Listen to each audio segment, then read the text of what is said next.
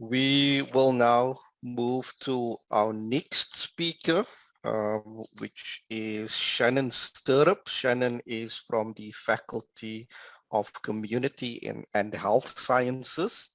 Her presentation is titled Transforming of a First-Year Occupational Therapy Assignment while Shifting to a Digital Era. And this will also be a pre-recorded presentation that Shannon has prepared. Good day, everybody. I'm Shannon Stirrup from the Department of Occupational Therapy, and I'll be presenting on the transformation of a first-year occupational therapy assignment, shifting to a digital era. I'll take you through a quick introduction. I'll take you through the process that was followed. I will then elaborate on student learning and demonstrate 2 examples of digital stories the students had created. I teach the module Introduction to Human Occupation to first-year occupational therapy students. As you know, we shifted from face-to-face learning to online. Whilst this came with some challenges, it has also allowed us to transform in ways that align with this new digital era. I'll be focusing on an assignment the first year's completed, which was promoting human occupation through a digital story. The aim of this digital story is to provide students with the opportunity to produce a presentation on the concept of human occupation through a combination of words, images, media, visual aids, highlighting the understanding of the key concepts of human occupation and at the same time using the presentation to raise awareness around human occupation in relation to occupational therapy. So this is a timeline that I followed that I will share with you. I started thinking of ways that we could complete this assignment or that students can rather complete the assignment from the comfort of their own homes. Instead of it just being a PowerPoint that they would present face-to-face, I emphasized that now it needed to be a digital story. I also needed to assess whether students who were struggling with connectivity and data could actually participate in this assignment. So I did conclude that there were ways that they could. Even if students did struggle with connectivity, data, or didn't have a laptop, they could still participate in ways such as sharing ideas via WhatsApp or Canva, Big Blue Button. The second step was that I approached the e-learning staff and they were extremely willing to assist. We had a discussion on the 15th of February regarding the assignment expectations and also went through the rubric. It was concluded that e-learning would host 2 workshops to the students, and the content they covered would be related to different platforms and ways to create this digital story through words, images, and recordings. Then in term 2, week 1, I would just like to show you online. So this is what our eCanva looked like. So as you can see, so it says it's supposed to say term 2, week 1 at the top. So on the very first day, I met with the students at 9 o'clock to brief them on this assignment. They also needed to go through these digital platforms beforehand, so they did have an idea of what it was about. Then at 10 o'clock to 12 o'clock, they had their first workshop with the e-learning staff, and they could use the afternoon to work in their groups. They then had Tuesday, Wednesday, and Thursday that if they did get a gap, they could still work on this assignment.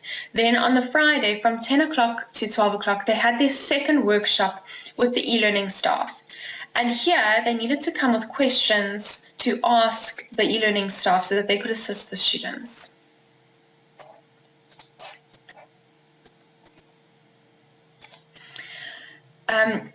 So they were given time throughout the term to work on these presentations. Then at the end, we had a presentation day where I played each group's digital story to the rest of the class.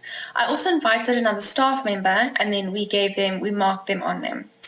Our first attempt was to use Big Blue Button on eCanva. However, there were some technical difficulties, so we did move it to Google Meets, and then the presentations went smoothly from there.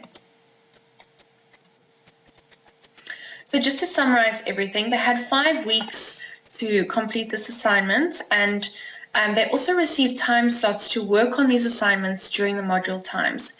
Just about the groups, so there were 12 groups in total, and it ranged from 3 students to 6 students per group. Students worked closely in their groups and utilized Google Meets, eCanva, and WhatsApp.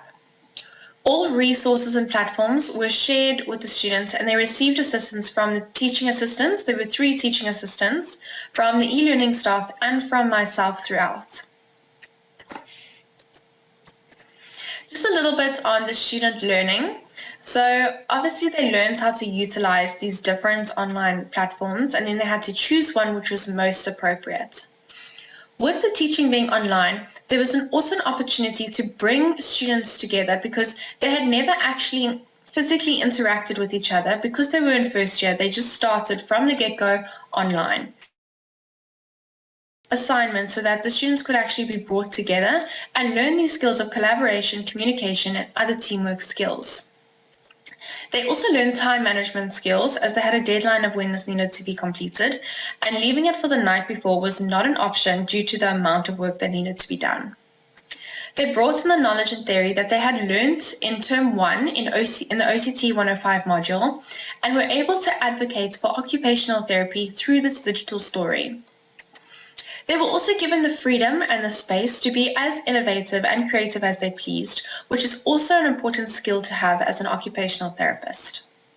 The only con to this assignment was that I did receive a few complaints of students not engaging in their groups. However, there was a participation mark, which then reflected through the individual participation rubric that each student was required to complete. So they had an opportunity to give themselves, as well as their group members, a participation mark, and then this influenced their overall assignment mark.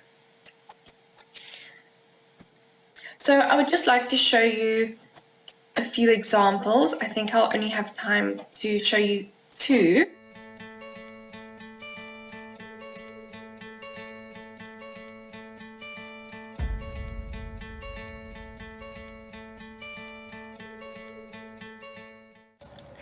Ain't nobody got time for that.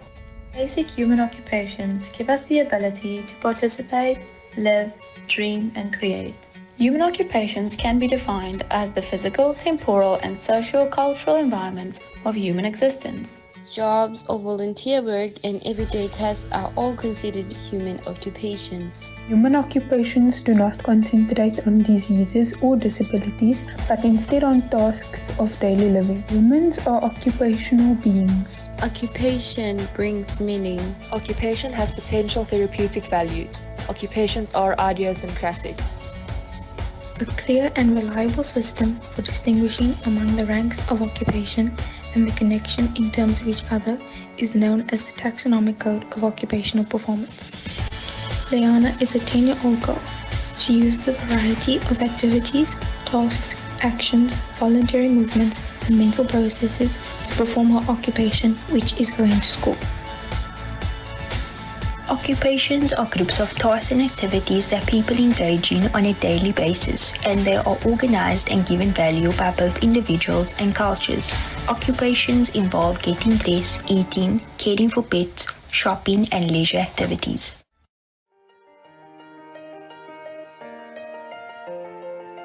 Human occupation consists of a balanced PEO model containing the person, their environment, and their occupation. Jessica Long is a Paralympic swimmer who was born in Siberia. At 18 months old, she had her first amputation surgery and prosthetic legs. Jessica was really determined even from a young age and always wanted to do things on her own. She says it's fascinating to see where her ambition has led her in her swimming career. She trains with her coach Brian every day, who is a lot of fun to. Hi guys, and welcome to today's show. I'm Cassie, and today we are going to be promoting human occupation. Prior to looking deeper to the concept of human occupation, let's pause for a minute and think to ourselves, what is human occupation? Okay, that's it. Here is what some family and friends think, just to give you a little more insight. I think human occupation is a job you do in your everyday life to make money. I think human occupation is an activity you do in everyday life. Though these answers are not completely incorrect, they are missing a few key factors which were...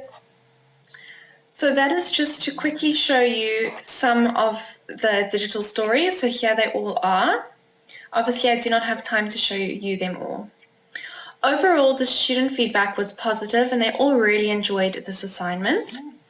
Thank you guys very much for listening to this presentation, and I want to say a huge thank you to the e-learning staff, as well as a special thanks to Naweed, Clint and Andre for their willingness to assist.